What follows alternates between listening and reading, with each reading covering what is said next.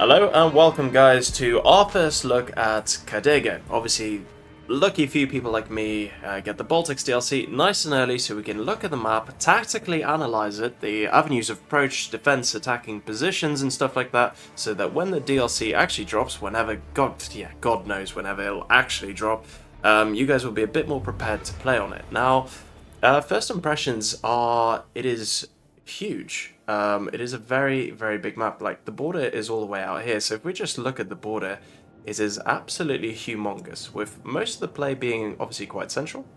But, yeah, otherwise it is a very, very large map. I should say that we have got the bots on, so this is not a live game, this is the bots, so I'm not going to be controlling any units, just to let me concentrate on tactically analysing it. So as you can see, bots here. Oh, Edmund's on the opposite team, not the first time. Lol. To me, right. As you can see, this is actually the coast of the Baltics, and so Baltic is probably going to be somewhere up here, if I'm not mistaken. And to actually help me review this map, I'm going to be joined today by Zaltix, who's obviously a Discord regular, and I've played with him a lot. So say hello, Zaltix. Yeah, hello. Hello, hello. Oh, Yeah, he also makes a lot of custom maps, which I'm very grateful for, so thanks, there we go. Yeah, a bit of a weird seed run right there, that's a bit bizarre. I thought actually the other version of the Prowler, the attacking one, the EA team was supposed to be in the Baltics, do you know? the growler. No, yeah, I know what you're talking about, but Yeah. no, I think we've just seen the model somewhere. Yeah, on the It was never roadmap. confirmed. On the roadmap, it was supposed to be there. So yeah, it is not in the Baltics. I can confirm that for sure. Anyway, back to the map. More importantly, so here we've got obviously. Oh, that pilot's dead. That is overkill. Jesus Christ! I just want to show you. Ouch! Right, talk about overkill. I just want to say a massive thank you for your support, love, and appreciation, especially you guys on Patreon, especially Dark Erica. I really appreciate you guys. Thank you so much. This map itself, I think it's very obviously split into 5 zones. So you've got 1, 2, 3, 4, and 5.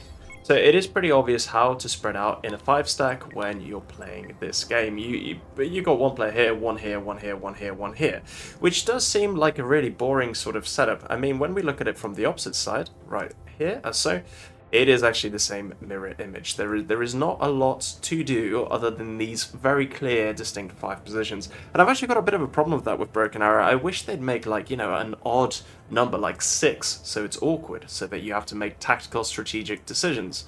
Zaltix and I were just talking a second ago about how Baltisk is actually a really good map for this example, because Hotel has not really much strategic value, but still you have to decide whether you want to take the objectives.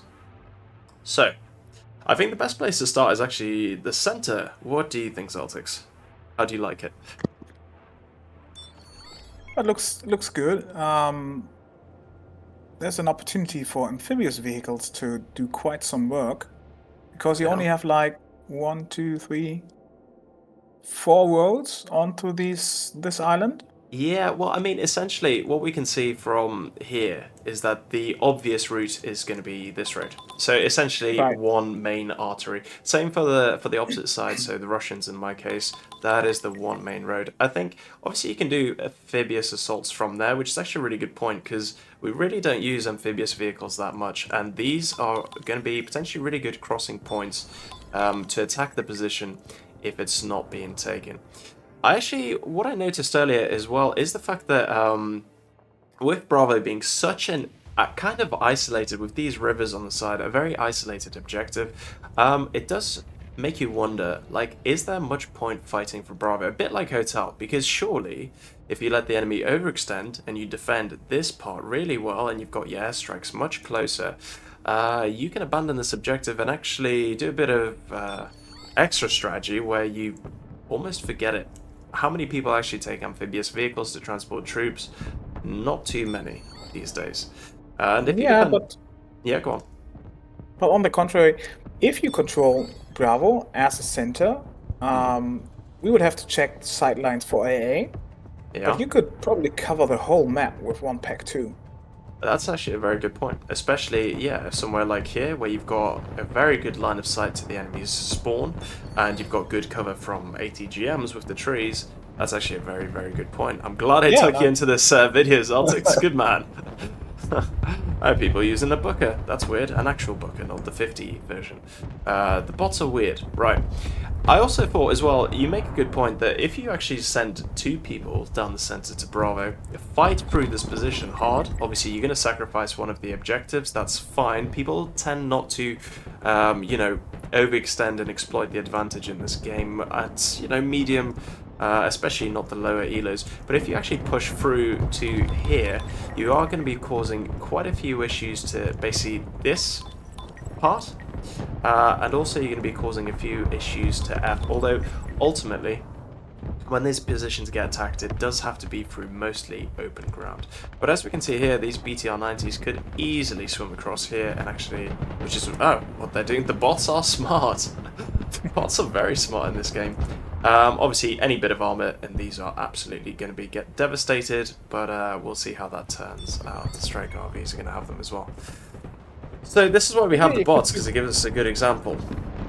You could do great raids at the enemy supply lines, like even with the map being so huge. Imagine playing Spec Ops, and you do one of your Lima specials. You can insert like 2 to 3 squads, like in the woods. All the way out here as well. There's so much area for helicopter flanking and vehicles as well. There's roads all around these sides of the map.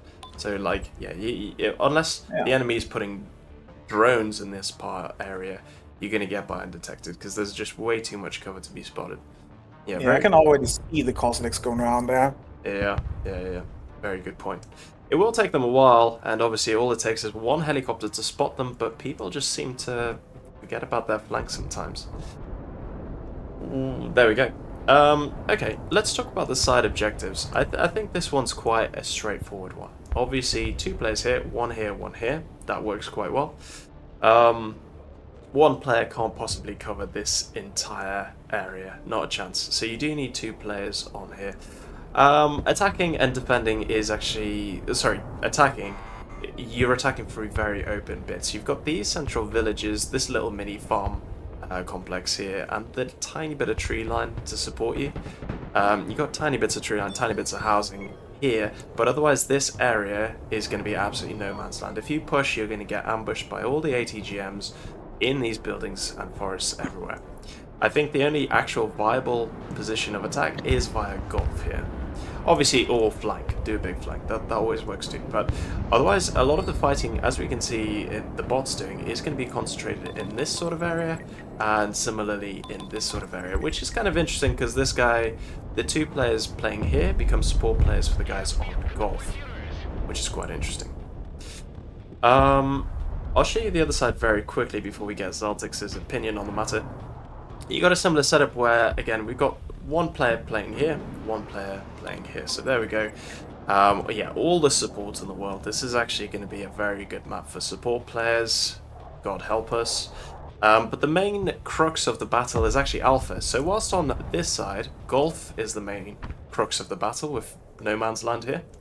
I think Alpha is actually more of the main battle, and the side quest is Hotel. Although, again, you need players to focus on it and take these positions earlier. I've played this once on the PT, and actually I was playing against people who are much better players than me. There are those that exist. Of course there are. I'm not the best player. Some of the testers they have are like 3,000 elo. So yeah, my bottom got spanked. But there was a lot of really... I was fighting for Hotel, by the way. There was also a really good amount of ambushy positions that you can set up around Hotel. So Hotel becomes more of an interesting fight than just a square frontal assault. All these bits of woodland stuff do actually get used. Alpha is a bit like any city map.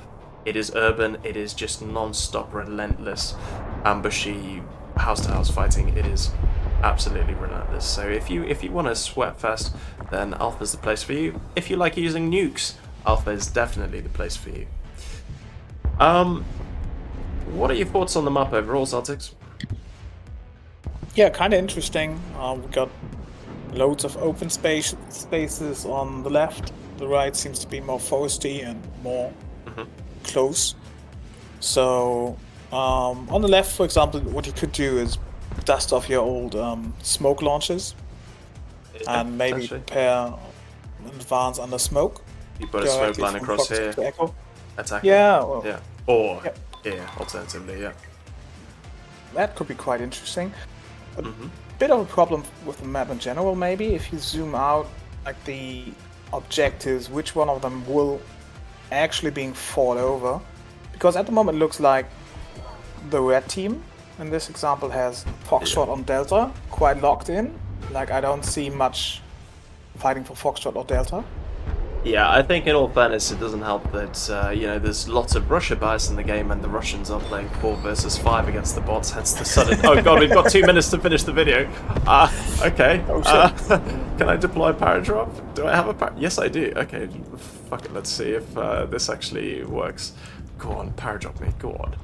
If Let's test the new evacuation mode. Yeah, absolutely. I mean, I didn't plan on playing this, but yeah, seems like we're gonna have to just to keep the video going. Right, okay, do a power drop there, and hopefully that'll keep us in the game. Hopefully it doesn't get shut down either. I'll just put Seed out to help with that. Yeah, here comes the missiles. Oh dear. Right, okay. As we were saying, back to it. So yeah, maybe a slight advantage for Red, just by the placing of the objectives. I'm not quite sure. So that's gonna be interesting, at least. Yeah. I said a lot of flanking possibilities. Yeah, in all fairness, both on this side and on this side, these objectives are very, very easy to hold and defend. Look, you've got all the observation of these really tall grain silos or whatever they are. It makes sense if it's a farm. Okay, I've broken sudden death. Good job. On this side, it's obviously quite open. I wonder how many military people have actually, you know, trained in these fields. It's obviously used in the campaign and stuff like that for you know, that first tedious mission where you learn how to play the game. It is from the first mission, right? The map? Yeah, I'm pretty sure it's the exact same map. You drive some general around and he goes, yeah, Miller, I remember. or whatever. It's been a while. bit annoying, but you know, it's a bit of fun as well. I actually think as well, I think once taking the middle is obviously a massive advantage, but if you manage to do a big flank and dedicate a lot of resources, say you've taken Golf, as opposed to push Foxtrot, wouldn't it be a much better idea to concentrate on these very easy to defend areas? On these flanks, you push up and start threatening the spawn. So again, a lot of people don't like to do that, but I love it, so unlucky. And you know what, it is a very valid tactic, so it will be happening. But yeah, instead of concentrating on the meat grinder battles of either Alpha, Hotel potentially, and the Slaughter here, wouldn't it make more sense to set up a very good defense here, including long-range AA over here, and you can absolutely hinder supply lines and obviously cause huge problem for the enemy, because again, you just have the abundance of cover. So as soon as you know you start getting a bit overrun with your flank, you just retreat into the deep forest and you're fine. Same for this side, absolutely same for this side. Very good positions. But I think it would be very hard to sustain anything over there because the long logistics. Yes, so that's gonna be really, really hard. Although, of course, if you prepare for it, I mean, could just do an airdrop like way on the side of the map with even huge supply like these piles. Guys are a good example, right? Yes, right. You could have dropped them way back there with a big supply dump and even logistic vehicles. So yeah, if your team can handle the 4v5 for a while, and most teams can for a while because people are very bad at realizing... Well, like we say, on the sides, maybe not so much on the Alpha side, but on here, where this is no man's land, you might potentially need one player to fight for Golf, predominantly. Right. Even, especially if, like, the player on Echo does not poke, at least. Yeah. For Foxtrot, so... Yeah. If they decide to dig in, yeah. I mean, again, lots of very good, easy to defend positions, good observations of snipers, all around everywhere. Snipers are not going to be an issue on this map whatsoever. AA, I don't think it's going to be an issue. You've got so many forest positions that you can keep moving so Artie doesn't hit your long-range AA. Lots of ambush potential, so Special Forces and the Baltics, ironically, are going to do fantastic here with all their Special Forces sneaky infantry. That's for sure. I think What do you we're think going to... would be interesting for Russia? For Russia? Hmm. How come? No, what do you think would be like great specializations for Russia on that map? Huge open places. Unfortunately, I think spam tactics might be the way forward. There's so much ambush potential with Those are. javelins. You really can't do much. Again, I played this with Baltics, and the scimitars actually did really well in these areas, just because when, for example, if you start losing this side, the scimitars have good range and they can keep pounding away. But ultimately, Russia, I'm not sure they're going to have a really good time, apart from if they spam out engineers and Agnemechki on Alpha. Bravo is actually probably one of the most balanced, most interesting parts of the map, in my opinion. Obviously very central, so you can expect to get the whole team's MLRS fire on yourself, which is annoying. But that's how it goes. If you want the center, it's very, very interesting how cut off it is on the sides. So I actually really like the position of Bravo. It's like an inverse version of Hotel on Baltisk, which, as we say, is probably up there somewhere in the real world. So there we go. I mean, if you manage to push through Bravo onto the larger buildings over there. Over here, yeah. Oh, a bit back, a bit back. Oh, back. Oh, for the back. That one. Like just 200 meters north of Bravo. Ah, I see. Yeah. The building complex. Yeah. I think that will be very easy to fortify position. Yeah. And if you've reached that stage, it's going to be very hard to take back Bravo. Yeah. With just one player. Yeah, exactly. With the ATGM overload, especially, I mean, you just We have them javelins from all all this. Yeah. I think, I'll be honest, I think clear off the bat, Russia is not going to have a good time after the DRC drops. It's not going to be helped by the special forces of the Baltics and obviously special forces of America.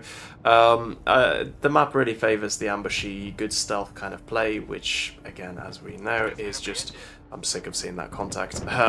It's just going to be obviously very favorable for America. In terms of open tank battle, this is probably a place for it, but there's just an abundance of ambushy, good cover positions. So yeah, it's going to be a tough one. I definitely think, VDV, like, trying to take on a tank, silly.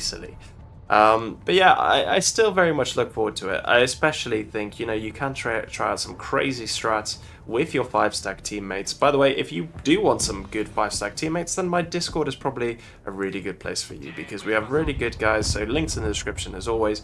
And if you want to try, like, 2 guys take Bravo, set up defenses out here, etc., pin the enemy down and try and shoot down AA, basically as it spawns, then join our Discord and we'll try to make that stuff happen. As I say, I've played with Zeltix a lot of times. He's a very good player, and these are the sort of weird strategies that we come up with sometimes, isn't it?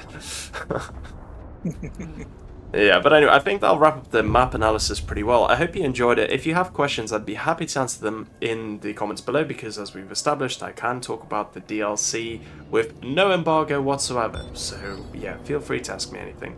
Hope you enjoyed watching it. Thank you so much, Celtics, for joining me in the tactical discussion, and I hope to see you guys next time. Like, subscribe, all the usual good stuff. Thank you. Bye-bye.